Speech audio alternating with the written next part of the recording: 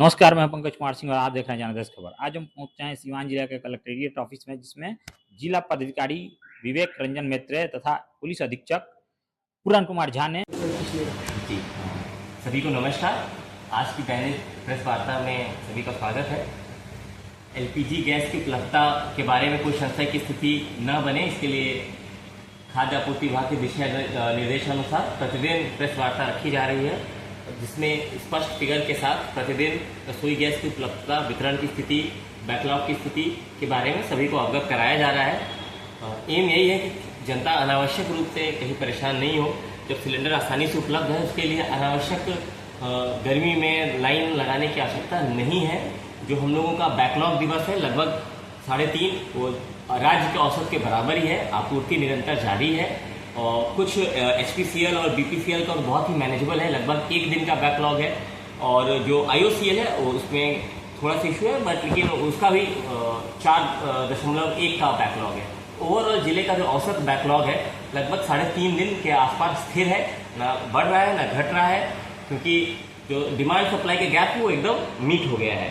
और अगर आप 2 से 3 दिन तक धैर्य रख सकते हैं तो निश्चित ही होम डिलीवरी के माध्यम से आपूर्ति की जा रही है। आज की तिथि के अनुसार 60 पिकअप और 30 ठेला की संख्या के माध्यम से होम डिलीवरी की जा रही है।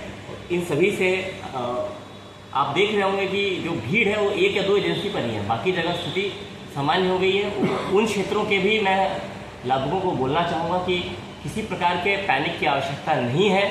बहुत इमरजेंसी नहीं हो तो कृपया एजेंसी पर अनावश्यक भीड़ नहीं लगाएं। अपने समय और श्रम की बचत करें।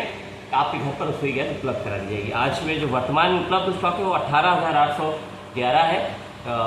कल बेहतर वितरण हुआ था तो स्टॉक हल्का सा कमी आई है, पर वो स्टॉक प्रतिदिन आपूर्ति के हिसाब से घटता बढ़ता रहता है। पर ये किसी भी दिन हमारा 15,000 से नीचे का स्टॉक नहीं गया है। और कालाबाजारी और होर्डिंग के संबंध में SP साहब के बारे में क्या हम लोग एहतियातन कार्रवाई कर रहे हैं, छापेमारी कर रहे हैं, उसके बारे में SP साहब आपको बताएंगे।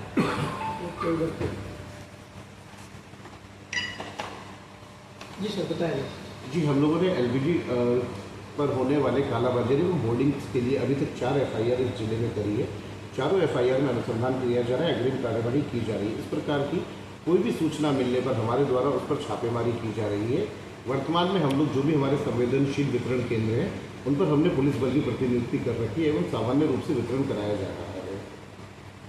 सर कुछ अफवाहें आ रही हैं? नहीं, पेट्रोल के संबंध में मैं एकदम स्पष्ट करना चाहूँगा कि रसोई गैस में हल्का कुछ दिन के लिए इशू था। पेट्रोल और डीजल में कहीं किसी प्रकार का कोई अड़चन नहीं है। अगर आज सभी पेट्रोल पंप मालिकों के साथ आज एक बैठक आयोजित की है, जिसमें स्पष्ट निर्देश दिया जा रहा है कि अपने स्तर से किसी प्रकार का कोई बंदेज, जैसे कि सूचना मिली कहीं 200 रुपये या 500 रुपये ज़्यादा का पेट्रोल नहीं दिया जा रहा है या अनावश्यक रोक लगाई जा रही है, तो इस संबंध में किसी प्रकार का कोई रेशनिंग नहीं है। सब लोग आवश्यकता अनुसार जितना वो पेट्रोल ले सकते हैं, कहीं कोई कठिनाई नहीं है। और पैनिक का स्थिति एकदम इसमें नहीं है, क्योंकि लगभग 8 से 10 दिन का स्टॉक पेट्रोल पंप पे उपलब्ध है। जो डिपोज है वहाँ पे भी लगभग 1 सप्ताह का तेल उपलब्ध है, और जो भारत के राष्ट्रीय रिजर्व है उसमें भी लगभग 60 से 70 दिन का स्टॉक उपलब्ध है। तो कहीं किसी प्रकार की कोई कठिनाई पेट्रोल और डीजल के संबंध में नहीं है। और सभी पेट्रोल पंप मालिकों को समझा दिया जाएगा कि किसी प्रकार का अपने स्तर से कोई अड़चन या अपने स्तर से कोई रैशनिंग नहीं करें, क्योंकि उससे अनावश्यक जनता में गलत मैसेज जा रहा है कि पेट्रोल या डीजल की कोई कमी नहीं। सभी को कम्युनिकेट कर दिया जाएगा कि आपूर्ति जो जितना पेट्रोल भराना चाहता है भराए, कहीं कोई समस्या नहीं। ठीक, थैंक यू।